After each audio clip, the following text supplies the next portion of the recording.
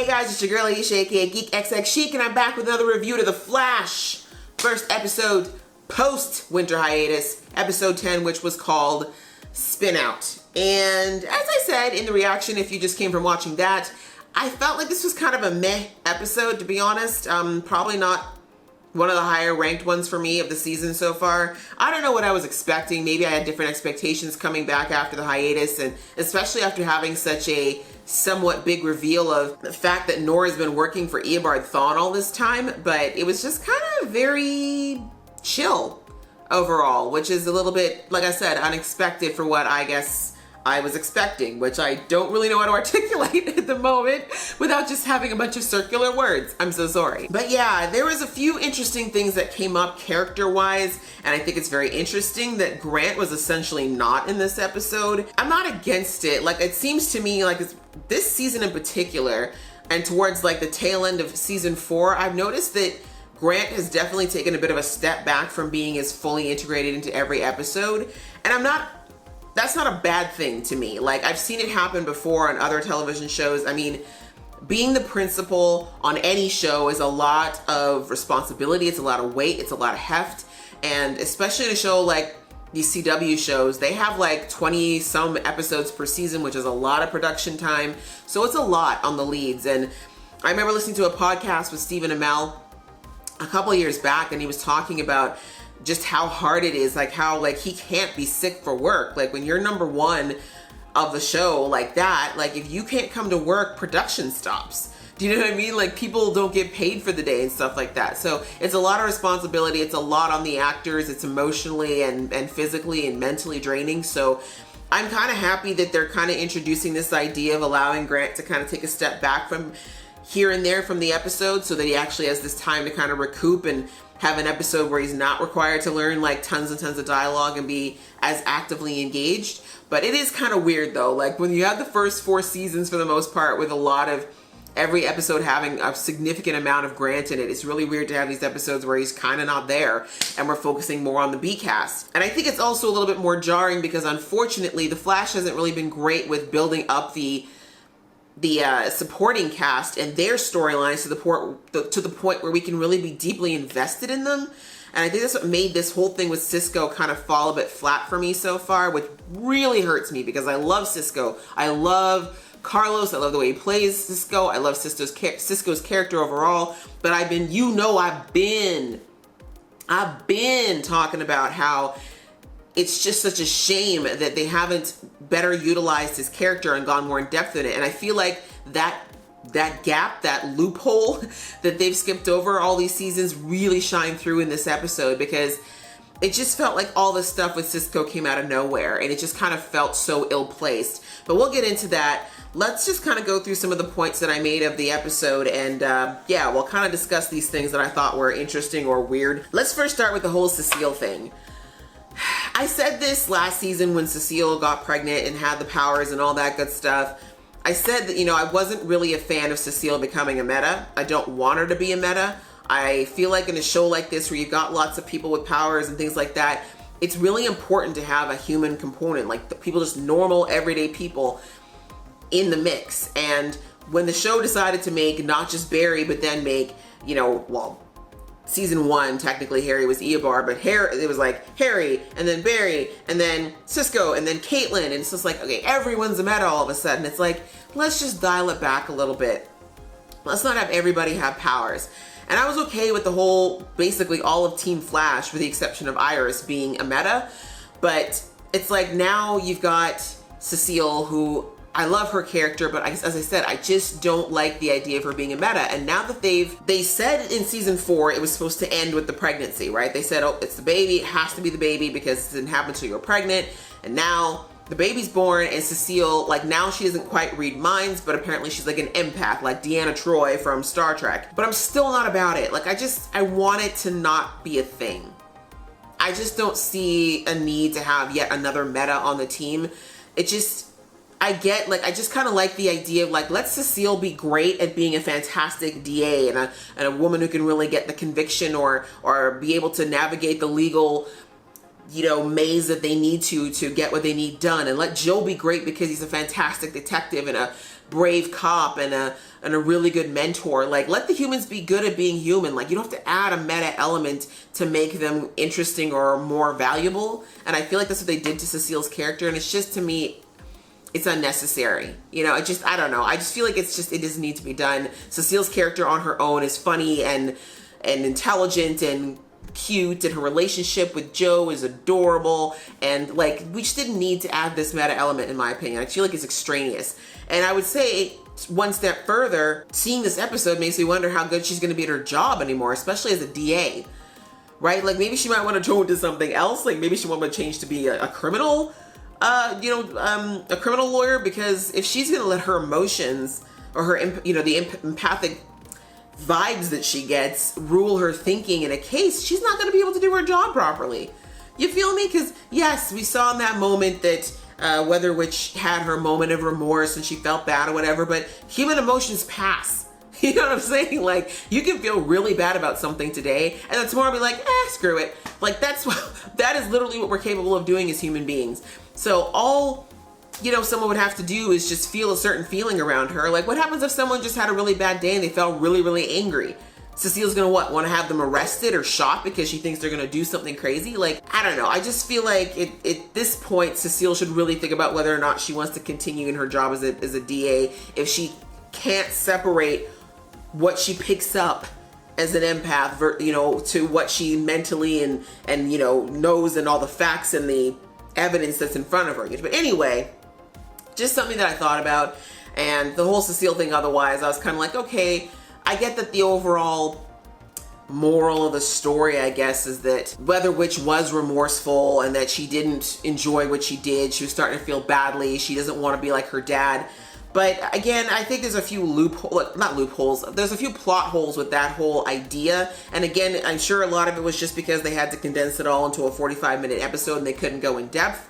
But if you're going to bring back a character over and over again, like the Weather Wizard, then I feel like, and I did hear, like she mentioned the name Young Rogues, and I think I heard a rumor. I don't really watch all the news that happens with all the new TV shows and stuff, but I do think I saw on Twitter that there's going to be another show called The Young Rogues.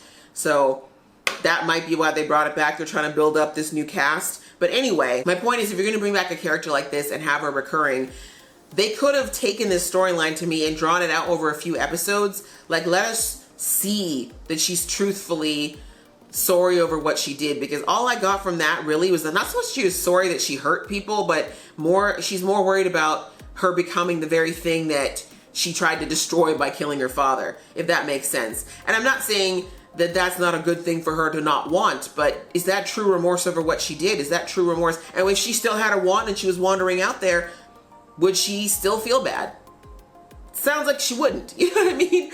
A lot of people feel sorry once they get caught, but all of us have made poor judgment decisions in, highly emotional situations, or when a lot of things have occurred and it just was the avenue we chose.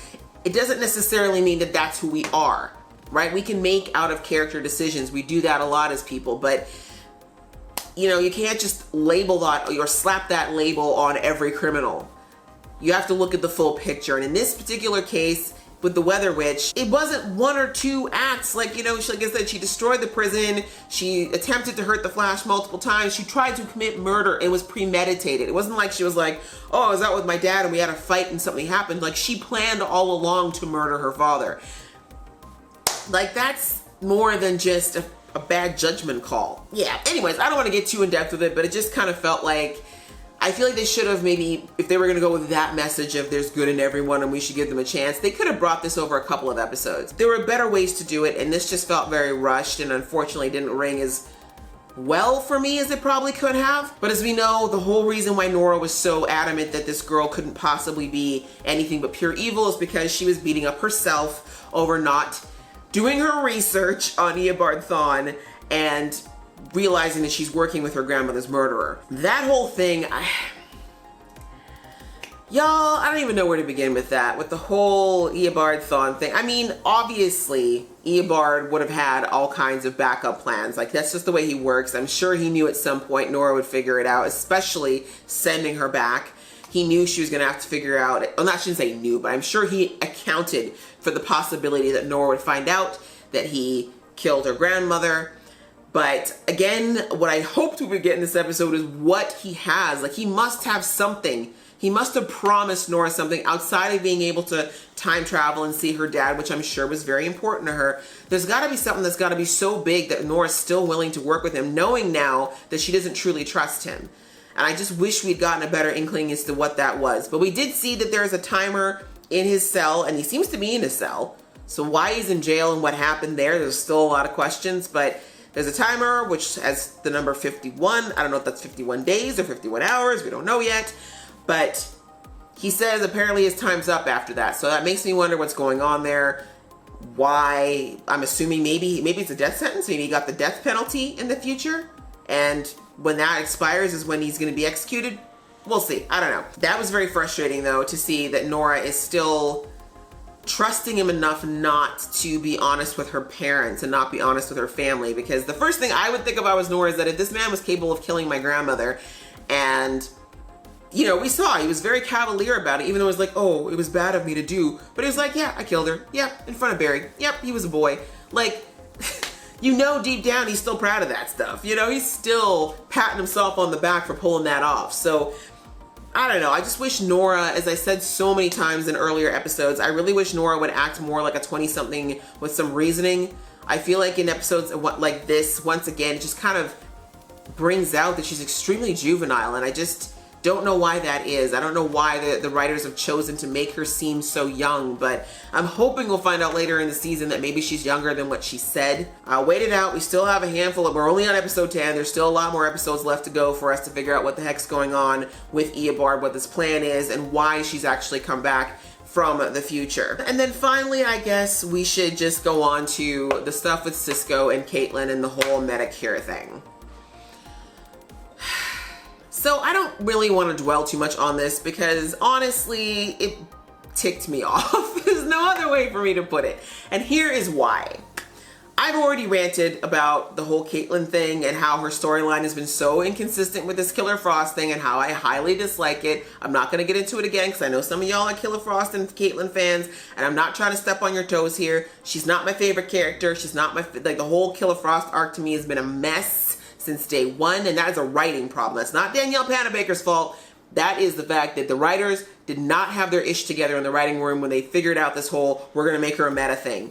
The yo-yoing from meta, not meta, created by the particle explosion, not created by the particle explosion, want the power, not want the power. I can't. I'm tired. I have no desire nor energy to follow this anymore. What ticked me off about this is now they've taken Cisco, who's been languishing in the background pretty much this entire season. Now they're like, oh, well, you know, he's like, I'm not so sure if I want to be a meta anymore. I don't want to vibe. You know, my girlfriend broke up with me, so now I don't want to be a vibe. I don't want to be vibe anymore. This came out of nowhere, and I'm going to come back to why I say this. But now on top of everything else, he's like, I don't want to even be a meta anymore. Yep, I want to be anti-meta. I want to create a cure. I want to cure everybody from being a meta, including you, Caitlin, which, by the way, was established in the first half of the season that Caitlin's meta-humanness did not come from dark matter. So Cicada's cure is not going to work on Caitlin. But I digress. Once again, the writers seem to have forgotten that. He wants to do this. He wants to cure the world. He wants to give everybody a chance at a normal life. Knowing he is on a team with the Flash and Excess. And before that, before he left, Kid Flash, all these people who are metas, who love being metas, whose powers have time and again helped and saved people. And he just cavalierly talks about how everyone should just, you know, it doesn't, I'm not the Flash, I'm not Barry, I want to have a family. Wait, what? Since when did having powers equal being a vigilante? You don't have to be, right? That's been discussed many, many times, is that Barry doesn't have to be the Flash. He doesn't need to be the Flash. Cisco doesn't have to be Vibe. Barry said on so many occasions, I don't need you to come in here and do this. Cisco chose to get in the action, and he was pumped about his powers. Not so much like, of course, we know that the inception of his powers with the whole Eobard Thawne thing, you know, trying to kill him and stuff like that. Obviously, it came with trauma, but once he kind of realized that those things weren't correlated, we saw that Cisco was really enjoying being a meta and being able to help people when he could. But now it just feels like he did this weird 180, and now he's all like, I don't want powers, I just want to be Cisco again, because somehow being Vibe and Cisco can't be one and the same thing. Like, the whole anti-meta mutant, listen to me, I watched too much. I'm watching The Gifted at the same time. It's too much.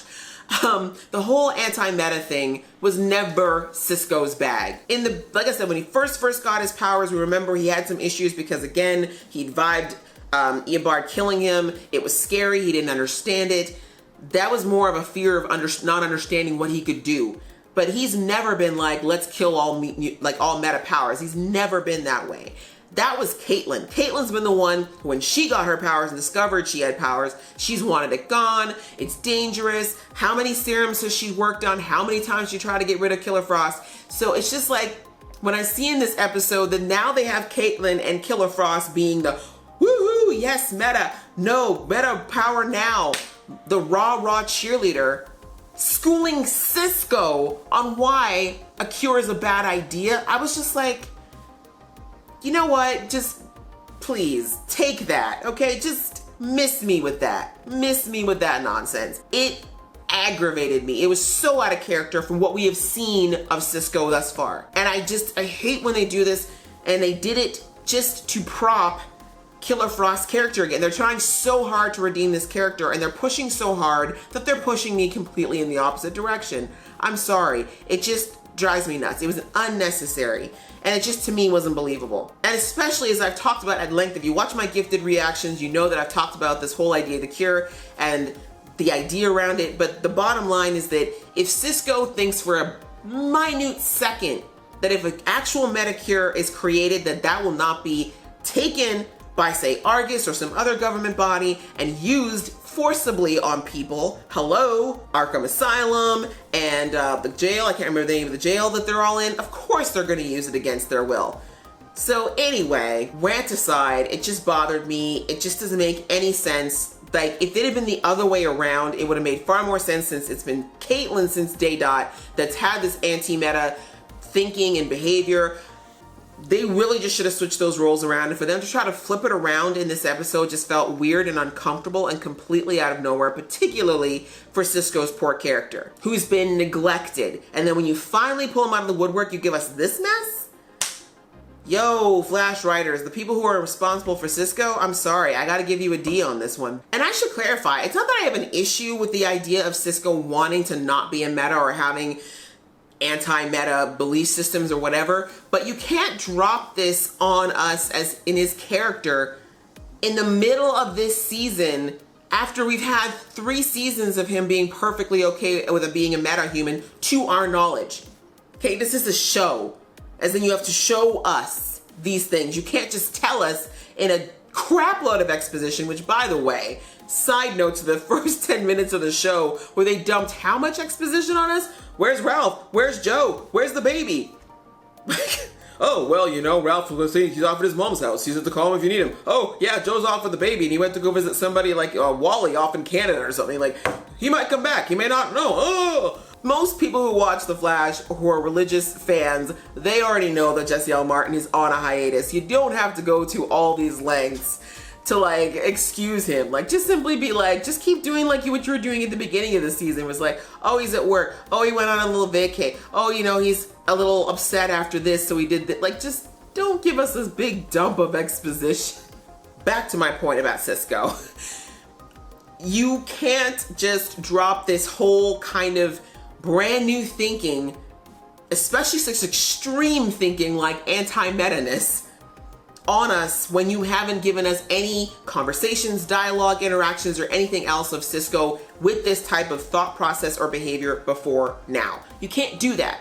It feels weird. It feels like I just got slapped in the face with a wet fish. I'm like, what? Wait, where did this come from? Why is this happening? I don't know. It's the sloppiest side story I think we've ever had on The Flash. Maybe not ever, but it's one of the sloppiest I've seen in a long time. So anyway, I don't know where they're going with it. I don't know if I like the idea. I mean, maybe this is just a journey for Cisco. I'm hoping it's just a journey for him to discover the fact that he really does love and embrace himself even with these abilities.